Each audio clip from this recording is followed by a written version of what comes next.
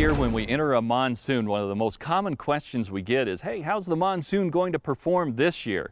Well, even though there's no exact science to see how the monsoon will perform year to year, we do have some pretty good indications that'll give us a good idea. So let's dig into the weather computer and see if we can find some answers for monsoon 2020.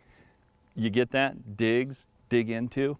So here we are back at the weather computer digging for some answers, and believe it or not, one of the best ways to forecast is through history. So let's look back and see how the monsoon has performed in Tucson. It's really an important time of the year for us because during monsoon we get over half our average annual rainfall. That's just over 6 inches in Tucson, and the wettest one ever, almost 14 inches in 1964, and August tends to produce the most rain with just over 2 1/3 inches on average. Our driest monsoon ever, we got a paltry 1.59 inches in 1924, and 5 times since 2000 the monsoon has produced 5 inches or less of rain for us. And we've had a couple pretty good years over the last 5 years, but last year was not one of them. We barely made it over the 5-inch mark last year, and part of the reason could have been because of our cool, wet spring.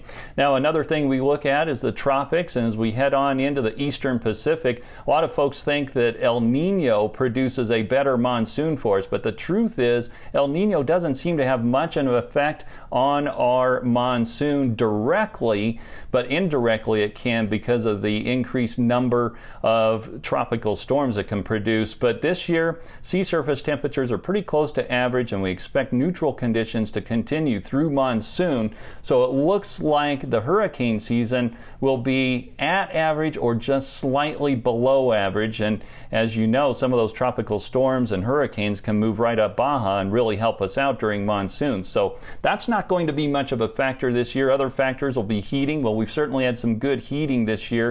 Wind conditions, southerly winds are better, northwest winds are not so good, and cloud cover. If we get a lot of cloud cover, the monsoon just can't produce those thunderstorms like it usually would. So when we put it all together, the monsoon 2020 will likely be, drum roll please, average. Well, that may not seem very exciting, but average is better than below average. And for you, we certainly hope that you have a safe and productive monsoon.